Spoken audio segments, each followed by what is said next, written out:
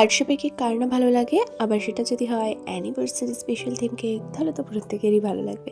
আমি অবশ্য এটা বলতে পারবো না যে কার কি ভালো লাগে, তবে আমার নিজের হার্ট শেপের কেকগুলো বানাতেও যেমন ভালো লাগে আর দেখতেও কিন্তু তেমনই ভালো লাগে। আজকে কেকটা কিন্তু এগলেস ছিল আর 1 পাউন্ডের মধ্যে এই হার্ট শেপের কেকটা আমি করছিলাম। কাস্টমার আমাকে বলেছিল শুধু কেকটা হার্ট শেপের মধ্যে হবে, তারপরে তোমার মতন ডেকোরেশনটা আমাকে করে দিও। এখানে প্রথমে আমার হার্ট শেপটা আনতে একটু সমস্যা হচ্ছিল, কারণ আমি সবসময় একটা গোল কেক থেকে হার্ট শেপের একটা প্রপার শেপ আনার চেষ্টা করি।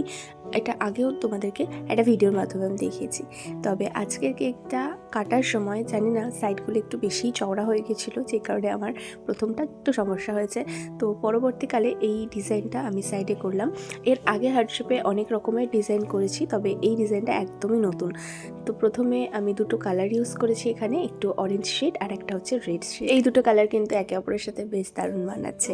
আর কেকটার মধ্যে একটু নতুনভাবে লেখার চেষ্টা করলাম, মানে লিখবো না, একটা অ্যানিভার্সারি ট্যাগ বসাবো, কিন্তু সবসময় সাদা জায়গার উপর বসাই, তো একটু রেড কালার দিয়ে বেশ ভালো করে ওই জায়গাটা স্প্রেড করে নিয়ে এই অ্যানিভার্সারি ট্যাগটা বসালাম। তারপর কিছু গোল্ডেন বল আশেপাশে ছড়িয়ে দিলাম।